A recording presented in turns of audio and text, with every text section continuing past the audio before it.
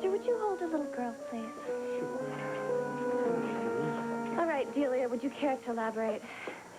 We were just having an innocent little discussion between the two of us. Must you be in on every little moment of his life? No moment with you is little, Delia. Not when there's so little daylight between you. Maggie, this is silly.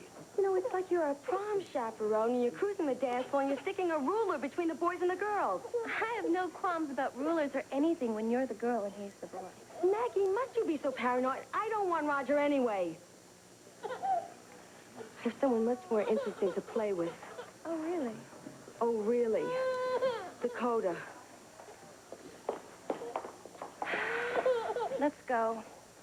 We'll come back when your former playmate isn't around. Come on, honey. Come on. Well, I thought the watchword of the Ryans was honesty. You don't know the meaning of the word. How dare you stand in this room bad-mouthing our sons to their father when they're not here to protect themselves, all in the name of honesty.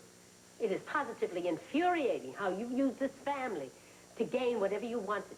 Climbed over our backs, taken from us what you want, what other people have earned, and absolutely outright deceived us. And then I find you crying on your father's shoulder when someone has had the courage to take you to task for it. Lady, that's enough, huh? Please, you know, Mina, if we could just sit down and Delia, talk please, about for it. once in your life, keep your mouth shut. I mean every word I'm saying. Of course you do. That's what a mother does, isn't it? Protect her children from enemies, and that's what I am here, isn't it? An enemy.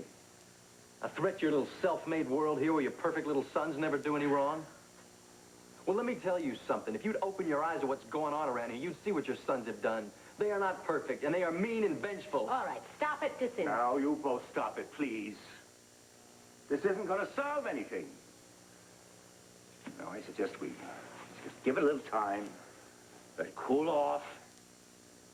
I want to call a family conference, see if we can solve everything straight out, cards on the table. Oh? Yes. Nothing this family can't solve if we stick together. Really? Where did all this grand sense of togetherness come from? When Patrick and Francis and I asked for a family meeting, you were totally against it. Told you she'd be crazy about the idea. A family conference is pointless unless it is taken seriously, and you can't take anything seriously.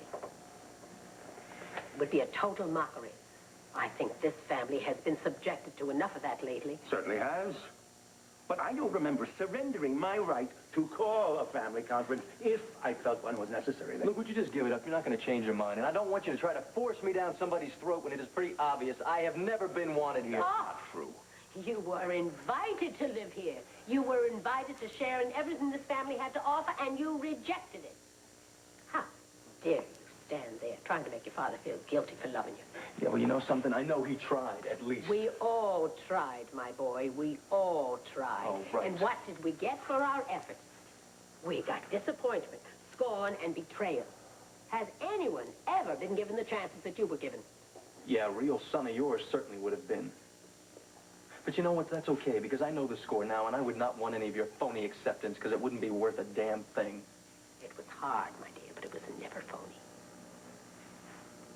Maeve, do you think maybe once you could stop being some noble Christian saint and admit to yourself that you have never wanted me under the same roof as John Ryan's legitimate sons?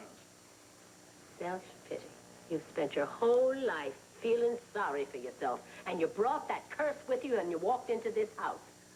No one's ever going to free you of that except yourself and the Almighty. Not John, not me, not Patrick, not Francis, just you. Yeah, well, I wouldn't want your help anyway. Well, isn't that fortunate, because you're not going to get it. You've spent all your energy here trying to make yourself feel like an outsider. Well, congratulations, Dakota, you've succeeded. As of this moment, you are no longer welcome in my house. Lady, wait, what are you saying? I think it's very clear what I'm saying, John. You understand what I meant, don't you? Pack your things. Yeah, I think it's perfectly clear, and I'll tell you something else. It's fine by me. Well, it's not fine by me. John, don't go against me in this case. It's over, Da. No, it's not over. Lady, if he goes, I go.